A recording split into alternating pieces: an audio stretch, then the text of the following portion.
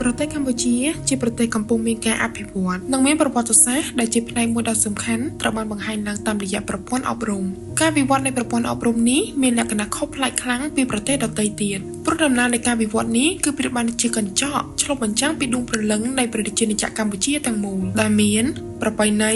ទំនៀមទម្លាប់ពីដូនតាឥទ្ធិពលនៃអាណានិគមយុគសម័យមាសនៃភាពរីកចម្រើនសម័យកាលដ៏ខ្មៅងងឹតនៃរបបប៉ុលពតនិងភាពតស៊ូអត់ធ្មត់ឆ្ពោះទៅរកអនាគតដ៏ភ្លឺស្វាងពីការសិក្សានៅក្នុងវត្តអារាមរហូតដល់ការសិក្សានៅក្នុងសម័យ Digital នៃសតវត្សទី21នេះគឺជារឿងរ៉ាវដែលបង្ហាញពីការវិវត្តនៃវិស័យអប់រំនៅក្នុងប្រទេសកម្ពុជាមកដល់សព្វថ្ងៃ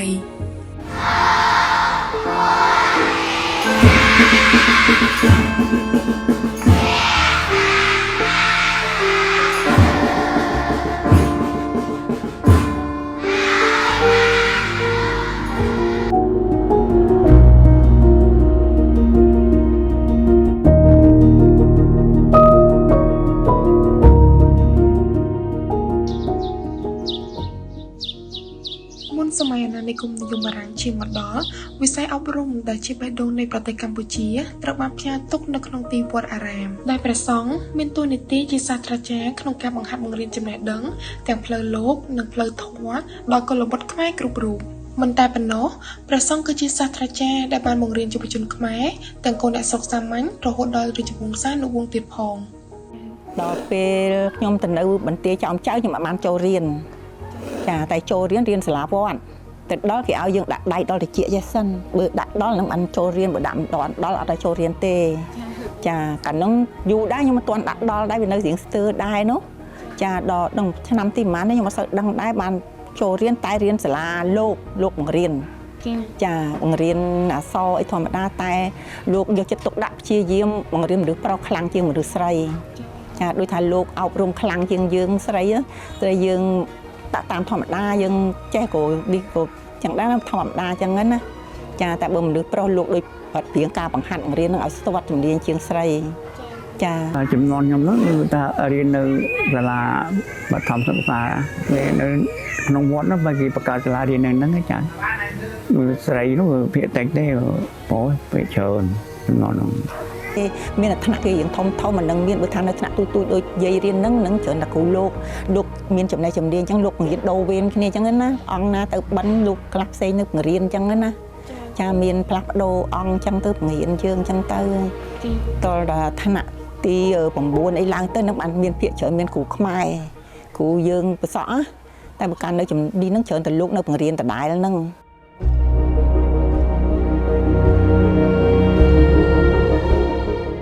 មិនយូរប៉ុន្មានការមកដល់របបបារាំងនៅក្នុងឆ្នាំ1863បានសម្គាល់ពីការផ្លាស់ប្ដូរដ៏សំខាន់ដែលបារាំងបានស្វែងរកវិធីផ្លាស់ប្ដូរប្រព័ន្ធអប់រំរបស់កម្ពុជាបែបបុរាណទៅជាគំរូទំនើបបែបលោកខាងលិចដោយបង្កើតសាលារៀនជាសាធារណៈនិងណែនាំភាសាបារាំងជាភាសាសម្រាប់បង្រៀនការចាប់ផ្ដើមដំបូងត្រូវបានអនុវត្តសម្រាប់រាជវង្សានុវង្សក្នុងឆ្នាំ1867បន្ទាប់មកនៅក្នុងឆ្នាំ1873សាលារៀនសាធារណៈនៅក្នុងទីក្រុងនិងមជ្ឈមណ្ឌលបណ្ដុះបណ្ដាលសម្រាប់អ្នកគ្រប់គ្រងអាណានិគមបារាំងដោយឡែកនៅក្នុងឆ្នាំ1906ព្រះបាទស៊ីសុវត្ថិបានចេញព្រះរាជកិច្ចជាសាធារណៈដែលតម្រូវឲ្យមាតាបិតាបញ្ជូនកូនប្រុសស្រីទៅសិក្សាអក្សរសាស្ត្រខ្មែរនិងគណិតវិទ្យាជាមូលដ្ឋាននៅក្នុងអាយុ8ឆ្នាំនៅក្នុងសម័យកាលនេះកម្ពុជាបានបង្កើតសាលាដំបូងសម្រាប់បង្រៀនខ្មែរនៅបារាំងនៅក្នុងឆ្នាំ1873សាលា Collectu Protectora ឬហៅថាសាលារាជការអាណាព្យាបាលត្រូវបានបង្កើតឡើងនៅទីក្រុងភ្នំពេញក្នុងគោលបំណងអប់រំកូនខ្មែរនិងកូនបារាំងហើយត្រូវបានប្រោសឈ្មោះមកជា Lycée ស៊ីសុវត្ថិដើម្បីគោរពដល់ព្រះស៊ីសុវត្ថិនាឆ្នាំ1935វិទ្យាល័យព្រះស៊ីសុវត្ថិជាស្ថាប័នអប់រំមានប្រវត្តិយូរចាប់តាំងពីសម័យអាណានិគមបារាំងរហូតមកដល់សព្វថ្ងៃនេះដែលជាមូលដ្ឋានសំខាន់នៅក្នុងប្រវត្តិសាស្ត្រនៃប្រទេសកម្ពុជា នៅក្នុងសម័យនេះរូបមន្តនៃប្រព័ន្ធអប់រំគឺមានទម្រង់ 6+4+2+1 ក្នុងនោះដែរសិក្សានុសិស្សត្រូវចំណាយពេលរៀនថ្នាក់បឋមសិក្សារយៈពេល6ឆ្នាំថ្នាក់អនុវិទ្យាល័យ4ឆ្នាំថ្នាក់វិទ្យាល័យ2ឆ្នាំនិងរៀនត្រៀមសម្រាប់ប្រឡងចូលមហាវិទ្យាល័យរយៈពេល1ឆ្នាំទៀតដែលសរុបមកគឺត្រូវរៀនរយៈពេល13ឆ្នាំមុនឡើងទៅថ្នាក់ឧត្តមសិក្សាមួយវិញទៀតសម្រាប់ឆ្នាំសិក្សានៅសម័យនោះគឺត្រូវបានរកថយក្រោយដោយចូលរៀនដំបូងនៅថ្នាក់ទី12បន្ទាប់មកថ្នាក់ទី11ថ្នាក់ទី10រហូតមកដល់ថ្នាក់ទី1គ្រឹះស្ថានឧត្តមសិក្សាដំបូងគេរបស់កម្ពុជាគឺវិទ្យាសាស្ត្រជាតិកតេយុត្តនយោបាយនិងវិទ្យាសាស្ត្រសេដ្ឋកិច្ចត្រូវបានបង្កើតឡើងនៅក្នុងឆ្នាំ1949ហើយក៏បានប្តូរឈ្មោះទៅជាសាកលវិទ្យាល័យនីតិសាស្ត្រនិងវិទ្យាសាស្ត្រសេដ្ឋកិច្ចហៅកាត់ថាសាលារួលនៅក្នុងឆ្នាំ2003ប្រព័ន្ធអប់រំអាណានិគមនិយមបារាំងភាគច្រើនបានបង្រើដើម្បីជ្រើសរើសមន្ត្រីរាជការសម្រាប់គោលបំណងរដ្ឋបាលមិនមែនដើម្បីផ្តល់ការអប់រំទូលំទូលាយនោះទេនៅក្នុងសម័យកាលនេះត្រូវបានជួបប្រទះនឹងប្រឈមជាមួយនឹងបញ្ហាជាច្រើនដូចជាវិធីសាស្ត្របង្រៀនមិនសូវបានល្អកង្វះធនធានគ្រូបង្រៀននិងការប៉ះទង្គិចគ្នានៃវប្បធម៌រវាងតម្លៃប្រពៃណីនិងគំនិតទំនើបរបស់អឺរ៉ុបទោះបីជាយ៉ាងណាក៏ដោយភាពខុសគ្នាក៏បានលេចឡើងខណៈដែលមជ្ឈមណ្ឌលទីក្រុងទទួលបានសាលាបារាំងដែលផ្ដល់កម្មវិធីសិក្សាដែលមានរចនាសម្ព័ន្ធស្របតាមបារាំងប៉ុន្តែកុមារជនបទភាគច្រើននៅតែបន្តចូលរៀននៅតាមសាលាវត្តដែលព្យាយាមបញ្ចូលគ្នានូវវិធីសាស្ត្របុរាណនិងទំនើបដោយពង្រឹងសីលធម៌និងអាកប្បកិរិយាផ្នែកក្រមសីលធម៌ផងដែរ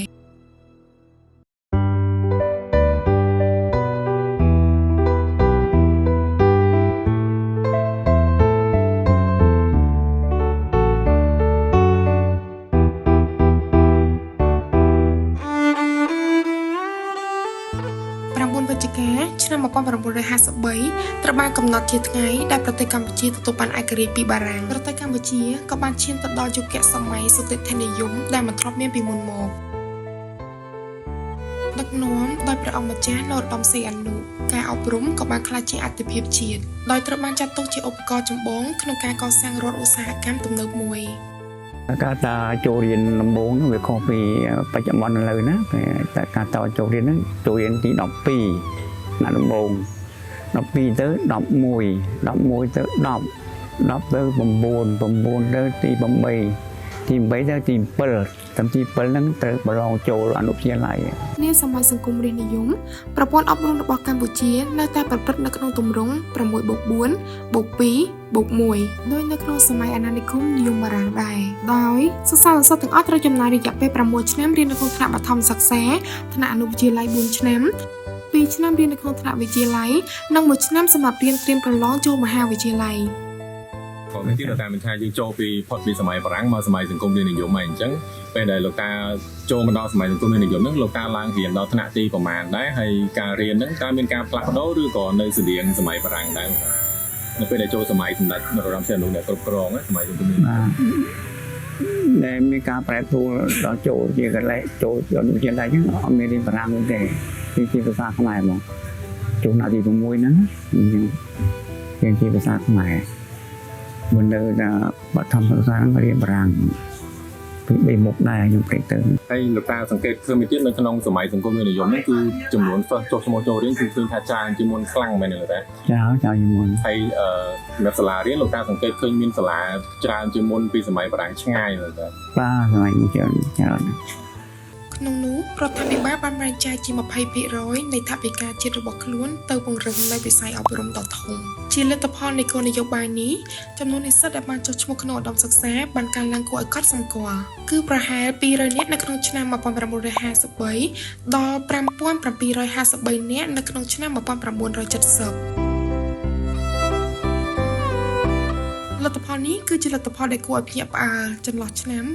1953ដល់ឆ្នាំ1970ចំនួនសាលារៀនត្រូវបានកើនឡើងគួរឲ្យកត់សម្គាល់គ្រឹះស្ថានឧត្តមសិក្សាចំនួន7ត្រូវបានបង្កើតឡើងក្នុងរយៈពេលត្រឹមតែ6ឆ្នាំដំបូងតែប៉ុណ្ណោះគឺនៅចុងសតវត្សឆ្នាំ1960បណ្ដាញសាកលវិទ្យាល័យសាធារណៈត្រូវបានលេចឡើងទូទាំងប្រទេសរួមទាំងសាកលវិទ្យាល័យភូមិន្ទភ្នំពេញនិងបរិវេណថ្មីនៅខេត្តតាកែវកំពតកំពង់ចាមនិងបាត់ដំបងការចុះឈ្មោះនិស្សិតនៅតាមសាកលវិទ្យាល័យបានកើនឡើងយ៉ាងខ្លាំងត្រឹមរយៈពេលដ៏ខ្លី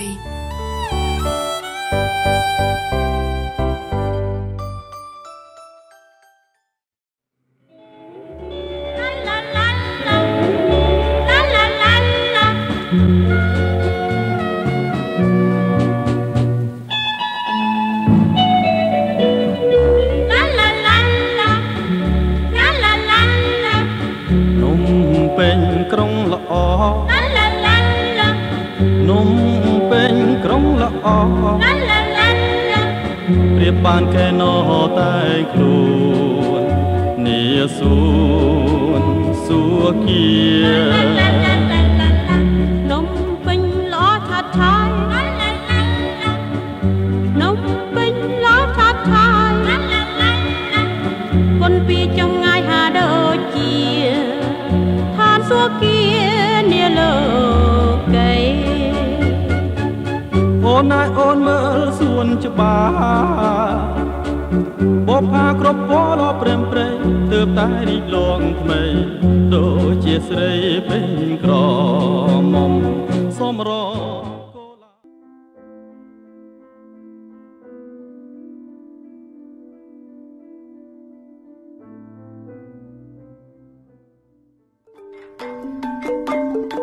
ខ្ញុំជឿជាក់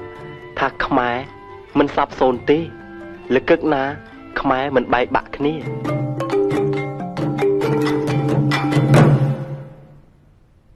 ដ្ឋប្រហារថ្ងៃទី18 ខែមីនា ឆ្នាំ 1970 រដ្ឋាភិបាលលន់នល់បានទម្លាក់សម្ដេចសីហនុជាប្រមុខរដ្ឋនិងបានបដូររបបរាជានិយមហើយប្រកាសរដ្ឋធម្មនុញ្ញថ្មីមួយដែលបានផ្លាស់ប្ដូរកម្ពុជាចូលជាសាធារណរដ្ឋខ្មែរក្រោមការគាំទ្រពីរដ្ឋាភិបាលសហរដ្ឋអាមេរិក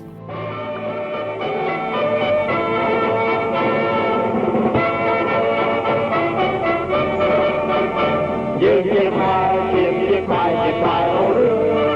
ត្រូវចាប់ដៃគ្នាឡើងមិនទៅត្រូវព្រៀនព្រៀនដៃត្រូវតែ ស្រដៀងទៅនឹងគោលនយោបាយរបស់សម្ដេចនរោត្តមសីហនុរដ្ឋាភិបាលលន់នល់បានចាត់ទុកការពង្រឹងវិស័យអប់រំជាអាទិភាពសម្រាប់ភាពជោគជ័យនៃការអភិវឌ្ឍប្រទេស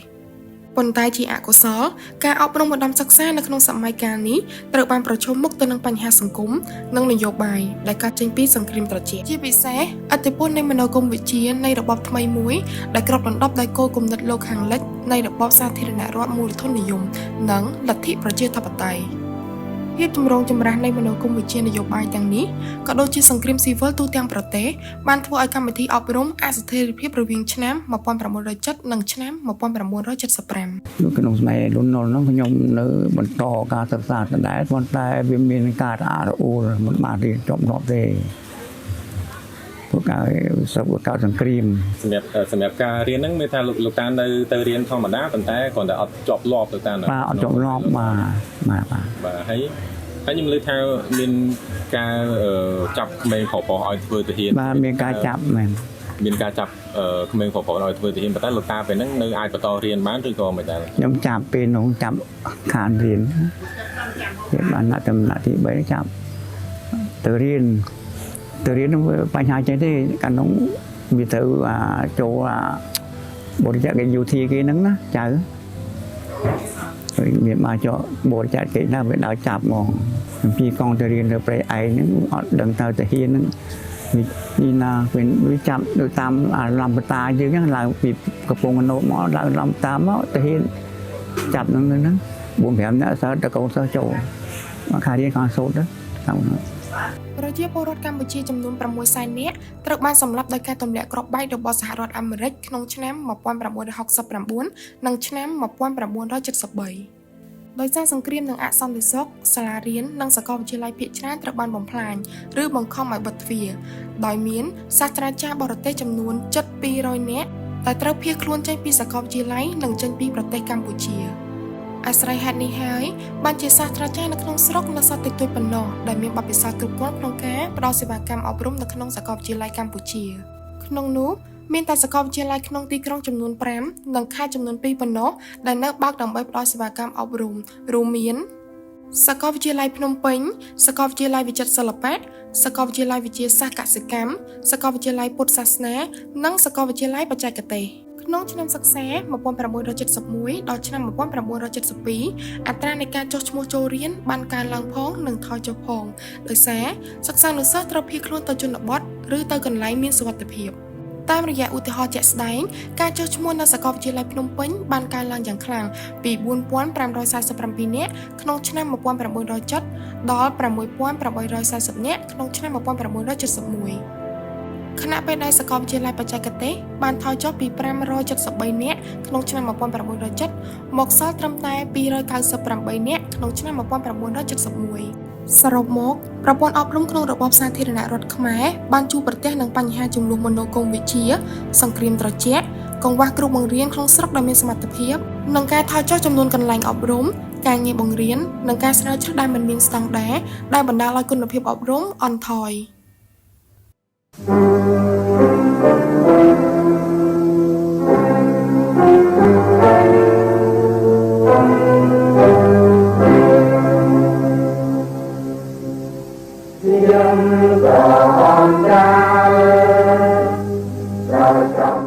នៅក្នុងឆ្នាំ1975ក្តីស្រមៃនិងក្តីសង្ឃឹមទាំងអស់ត្រូវបានបំផ្លាញគ្មានសល់ជំពូកដ៏ខ្មៅងងឹតបំផុតនៅក្នុងប្រវត្តិសាស្ត្ររបស់ប្រទេសកម្ពុជាបានកកើតឡើងនៅក្នុងឆ្នាំ1975គឺរបបកម្ពុជាប្រជាធិបតេយ្យសម័យនេះបាននាំមកនូវការបំផ្លិចបំផ្លាញជាប្រព័ន្ធនៃហេដ្ឋារចនាសម្ព័ន្ធសង្គមនិងសេដ្ឋកិច្ចនយោបាយខ្មែរក្រហមបានកំណត់គោលដៅយ៉ាងព្រៃផ្សៃទៅលើបញ្ញវន្តអ្នកប្រាជ្ញនិងអ្នកសិក្សាធិការដោយខ្លាចការបោះបោរហើយអ្នកដែលមានឯកាយមានចំណេះដឹងមានចំណេះដឹងបងបាទប្រាជ្ញគ្រូបរិញ្ញាគ្រូរៀនតែហ៊ានអីហ្នឹងវាមានអ្នកស៊ើបគាត់វាដើរស៊ើបនៅតាមផ្ទះអញ្ចឹងណា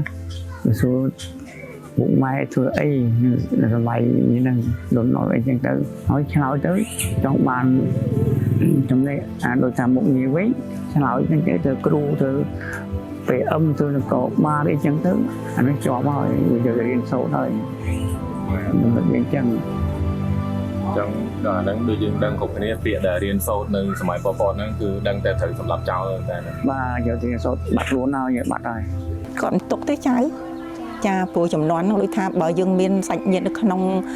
របបប៉ុលពតហ្នឹងចឹងហើយណាបើគេចិត្តល្អមួយយើងគេប្រាប់ថាយើងលាក់ឬប្រវត្តិយើងចឹងទៅណាហើយបើយើងអត់លាក់ទេគេដឹងគេយកយើងទៅសម្រាប់ចោលហើយចៅគេមិនទុកយើងទេសូម្បីតែខ្ញុំឪពុកធ្វើទាហានគេធ្លាប់ស្គាល់ដែរគេដឹងដែរតែគេអាណិតគេប្រាប់ណាបើគេសួរថាប៉ាធ្វើអីថាធ្វើទាហានទៅថាធាក់សក្លោធាក់អីចឹងទៅតាមគេចឹងទៅគេប្រាប់យើងណាចាការបានស្មានថា 77% នៃសាស្ត្រាចារ្យឧត្តមសិក្សានិង 96% នៃនិស្សិតសាកលវិទ្យាល័យបានបាត់បង់ជីវិតដោយសារអំពើប្រល័យពូជសាសន៍មួយនេះក្នុងចំណោមគ្រូបង្រៀនអនុវិទ្យាល័យ 21000 នាក់នៅក្នុងឆ្នាំ1975មានប្រមាណតែ 3000 នាក់ប៉ុណ្ណោះដែលនៅរស់រានមានជីវិតនៅក្នុងឆ្នាំ1979មិនតែប៉ុណ្ណោះស្ទើរតែ 90% នៃកន្លែងអប់រំទាំងអស់ត្រូវបានបំផ្លាញទាំងស្រុងឬប្តូរទៅជាជំរំប្រមូលផ្ដុំនិងកន្លែងបញ្ចុះសពដ៏ធំដូចជាស21ដែលហៅថាសារមន្ទីរឧក្រិដ្ឋកម្មប្រល័យពូជសាសន៍ទូស្លែងសពថ្ងៃពេលជំនាន់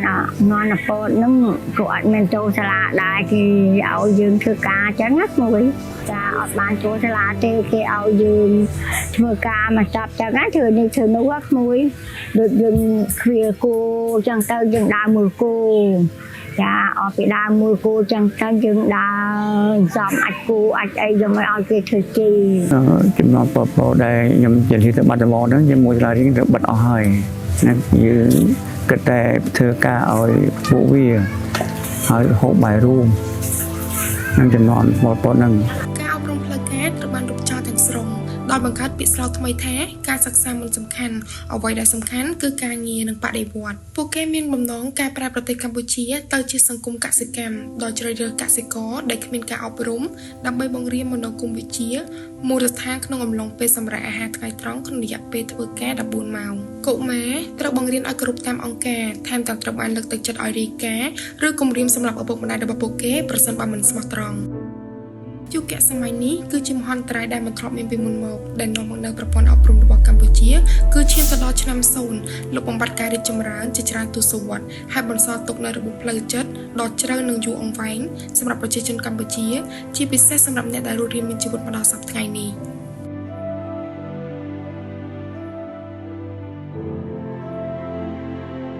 ចឹងបន្ទាប់ពីចាប់ពលពតចឹងណាចាពេលហ្នឹងសម្រាប់ចាប់ដើមមានឡើងវិញឬក៏ចាមានឡើងវិញតែដូចថាវាមិនទាន់មានគ្រូអីច្រើននេះទេវាចាប់ដើមរៀនវិញអញ្ចឹងណាច្រើនតែយកសភៅយើងពីដើមចាស់ហ្នឹងមកបង្រៀនអញ្ចឹងទៅបានមកក្រោយបានចាប់ដើមធ្វើពុំថ្មីមកទៀតអញ្ចឹងណាចៅហើយក្មេងថាទៅរៀនដូចទៅសាលារៀនតាមរោងគេធ្វើមិនទេខ្ញុំសូវដឹងដែរព្រោះខ្ញុំវាចំនួនវាផុតរៀនហ្នឹងគ្រូអត់សូវដឹងដែរតែគាត់ឃើញក្មេងទៅរៀនថាទៅរៀនអបិសាលាគេសង់រៀងរូងអីចឹងណាចារៀនចឹងទៅ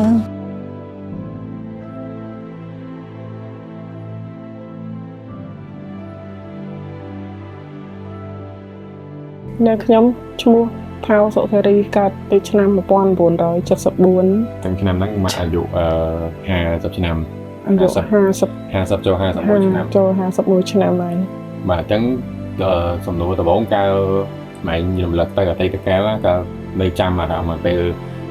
ចូលរៀនដំបូងនៅថ្នាក់ទី1ពេលហ្នឹងរំភើបសប្បាយចិត្តមិនដែរពេលអញចាំពេលចូលថ្ងៃទី1 ចាំបានពេលចូលរៀននៅថ្ងៃទី1ហ្នឹងសប្បាយចិត្តដែលបានចូលនៅសាលារៀន ហើយសាលានេះឆ្ងាយពីផ្ទះអត់មក សាលាហ្នឹងដូចជាចូលដំបូងដូចជាអត់ទាន់មានសាលាទេនៅចូលនឹងដូចជារោងបាយ អត់ទាន់ចូលសាលាទេ បាទ ហើយបានរយៈពេលដូចជាមួយឆ្នាំបានចេញទៅរៀននៅមានសាលា អញ្ចឹងម៉ៃរៀនថ្នាក់ទី1ហ្នឹងដូចរបៀបនៅតាមរោងបាយរោងអីអញ្ចឹងដោយសារវាទោះតែបាយពីប៉ុលពតមក ហ្នឹងហើយរៀនតាមរោងបាយដោយសារថាកាលនោះ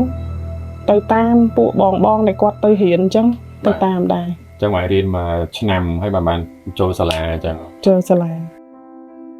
បន្ទាប់ពីការដួលរលំរបស់ខ្មែរក្រហមនៅក្នុងឆ្នាំ1979ប្រព័ន្ធអប់រំត្រូវបានចាប់ផ្ដើមពីដំបូងក្រោមការកាន់កាប់របស់វៀតណាមដែលស្ថិតនៅក្នុងសម័យសាធារណរដ្ឋប្រជាមានិតកម្ពុជាបញ្ហាប្រឈមដ៏ធំបំផុតគឺកង្វះគ្រូបង្រៀនធ្ងន់ធ្ងរដោយសារបញ្ញវន្តភាគច្រើនត្រូវបានសម្លាប់នៅក្នុងសម័យខ្មែរក្រហមប៉ុន្តែរដ្ឋាភិបាលបានអនុវត្តគោលនយោបាយអ្នកមានការអប់រំខ្ពស់បង្រៀនអ្នកដែលមានការអប់រំទាបនិងអ្នកដែលមានការអប់រំទាបបង្រៀនអ្នកដែលគ្មានការអប់រំ ដោយមានការគាំទ្រពីសហភាពសូវៀតនិងវៀតណាមគ្រឹះស្ថានឧត្តមសិក្សានិងបច្ចេកទេសសំខាន់ៗចំនួន5ត្រូវបានបង្កើតឡើងឬបើកឡើងវិញរួមទាំងមហាវិទ្យាល័យវិទ្យាសាស្ត្រនិងទណ្ឌសាស្ត្រក្នុងឆ្នាំ1979មហាវិទ្យាល័យគរុកោសល្យក្នុងឆ្នាំ1980និងវិទ្យាស្ថានបច្ចេកទេសជាន់ខ្ពស់មិត្តភាពខ្មែរសូវៀតក្នុងឆ្នាំ1981 ចំណែកឯភាសាវិញភាសាអង់គ្លេសនិងភាសាបារាំងមិនត្រូវបានអនុញ្ញាតឲ្យរៀននិងបង្រៀនឡើយចំណែកឯភាសាដែលត្រូវរៀនគឺភាសារុស្ស៊ីនិងភាសាវៀតណាមនៅចន្លោះឆ្នាំ1986ដល់ឆ្នាំ1996ប្រព័ន្ធអប់រំរបស់កម្ពុជាត្រូវបានពង្រីកឆ្នាំសិក្សារហូតដល់11ឆ្នាំដែលក្នុងនោះត្រូវអនុវត្តតាមទម្រង់ 5+3+3 ដែលតម្រូវឲ្យសិក្សានៅក្នុងថ្នាក់បឋមសិក្សារយៈពេល5ឆ្នាំក្នុងថ្នាក់អនុវិទ្យាល័យចំនួន3ឆ្នាំនិងក្នុងថ្នាក់វិទ្យាល័យចំនួន3ឆ្នាំដូច្នេះការសិក្សានៅក្នុងសម័យនេះមានរហូតដល់11ឆ្នាំ ការចំនួនម៉ាក់រៀនពីថ្នាក់ទី1រហូតដល់ថ្នាក់ទី11 ចឹង11ឆ្នាំ 11ឆ្នាំ 11ឆ្នាំហ្នឹងគឺវាថាប្រឡងជាប់ទៅបានសញ្ញាបត្រទី12ដូចចំនួនកូន ហ្នឹងហើយ11ឆ្នាំបានសញ្ញាបត្រដូចកូននៅឡើយដែរ បន្តមកទៀតតាមម៉ៃសង្កេតមើលនៅសម័យថ្មីហ្នឹងគេទាំងគ្រួសារទាំងនៅក្នុងភូមិនៅក្នុងសហគមន៍អីគេលើកទឹកចិត្តឲ្យក្មេងស្រីទៅរៀនទាំងអស់គ្នាស្មើគ្នាដូចក្មេងប្រុសហើយឬក៏គេនៅតែគិតថាក្មេងស្រីមនុស្សស្រីបវលចង្ក្រានអត់ជុំនៅតែផ្ទះនៅតែអីចឹងឬក៏មានសិទ្ធិចូលរៀនស្មើគ្នាហើយនៅពេលហ្នឹងសម័យហ្នឹងដោយសារថាមានសិទ្ធិចូលរៀនស្មើគ្នាគឺ សប្បាយចិត្តនឹងទៅសាលាទាំងអស់គ្នាហ្មងទាំងស្រីទាំងប្រុស បាទអរគុណម៉ាក់អញ្ចឹងដោយសារបងប្អូនម៉ាក់មាន5នាក់ហើយស្រីទាំងអស់អញ្ចឹងវាថានៅបើសិនជាយើងមើលបរិបទនៅពេលហ្នឹងគឺគ្រួសារភាគច្រើនអត់មានទី1អត់មានលទ្ធភាពឲ្យកូនទៅរៀនទេកូនទោះបីជាមានសិទ្ធិរៀនស្មើគ្នាមែនទេតែគាត់អត់មានលទ្ធភាពឲ្យកូនទៅរៀនហើយតែពេលហ្នឹងគ្រួសារភាគច្រើនគឺគាត់អត់ទាន់យល់ពីតម្លៃនៃការអប់រំនឹងឡើយទេអញ្ចឹងម៉ាក់គិតថាដោយសារមូលហេតុអីបានម៉ាក់មានបងប្អូន5នាក់ហើយស្រីទាំង5តែអាចចូលរៀនបានទាំងអស់គ្នាទោះបីមិនចប់ចុងចប់ដើមទាំងអស់គ្នាតែបានចូលរៀនទាំងអស់គ្នាដោយសារកត្តាអីខ្លះម៉ាក់ដែលបានចូលរៀនទាំងអស់គ្នាហ្នឹងដោយសារកត្តាប៉ាគាត់បានរៀនធ្វើជាគ្រូបង្រៀនអញ្ចឹងទៅគាត់យល់ដឹងនៃការសិក្សាអញ្ចឹងគាត់ក៏ឲ្យកូនជំរុញឲ្យកូនខំរៀនទាំងអស់គ្នាទៅ បន្ថែមពីនេះទៅទៀតកម្ពុជាក៏បានបញ្ជូននិស្សិតជាច្រើនទៅបន្តការសិក្សានៅប្រទេសសង្គមនិយមដែលជាមិត្តតាមរយៈកិច្ចព្រមព្រៀងសហប្រតិបត្តិការនៅចន្លោះឆ្នាំ1979ដល់ឆ្នាំ1989និស្សិតចំនួន 6509 នាក់ត្រូវបានបញ្ជូនទៅសិក្សានៅបរទេសក្នុងនោះមានប្រទេសរុស្ស៊ីចំនួន 3730 នាក់និងអាល្លឺម៉ង់ខាងកើត 1179 នាក់ជាទិសដៅកំពូលក្នុងនោះដែរក៏មាននិស្សិតស្រីចំនួន 1426 នាក់ ដែលជាលើកដំបូងបង្អស់នៅក្នុងប្រវត្តិសាស្ត្រនៃប្រទេសកម្ពុជាដែលស្ត្រីមានសិទ្ធិនិងឱកាសទៅសិក្សានៅបរទេស ច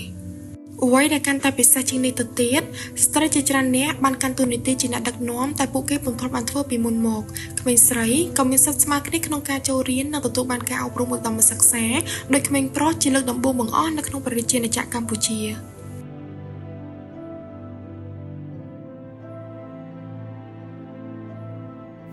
សតវត្សទី21បាននាំមកនូវបដិវត្តន៍ដ៏ស្ងប់ស្ងាត់សម្រាប់ប្រព័ន្ធអប់រំនៅកម្ពុជា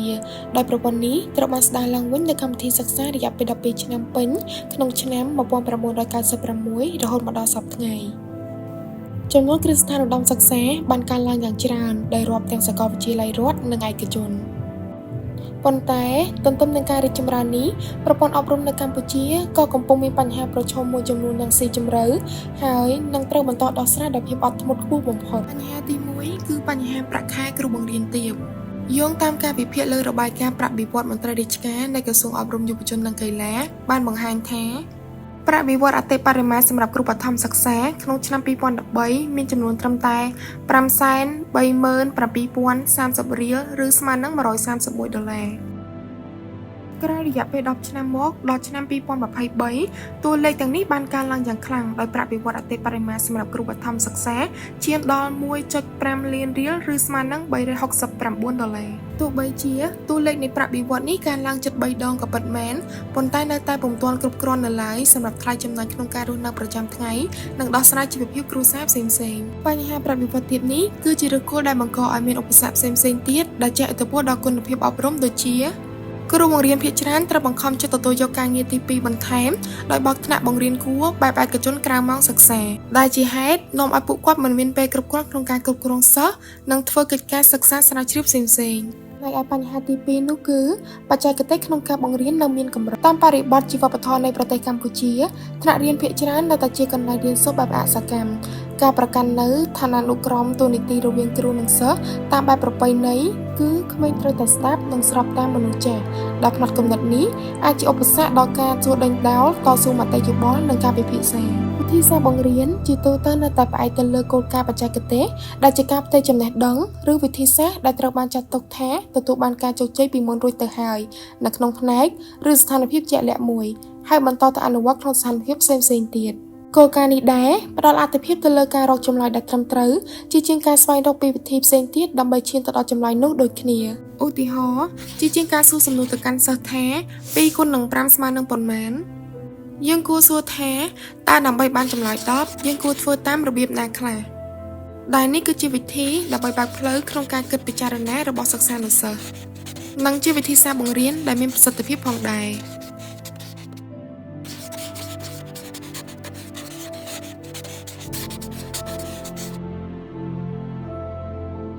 ទាំងនេះរួមផ្សំទៅនឹងប្រព័ន្ធអប់រំដែលផ្ដោតសំខាន់លើការប្រឡងយកពិន្ទុបានជំរុញឲ្យសិស្សមានទម្លាប់ចាំនិងសូត្រតាមជាជាងការបង្កើតថ្មីនិងការចូលរួមប្រកបដោយការត្រិះរិះពិចារណា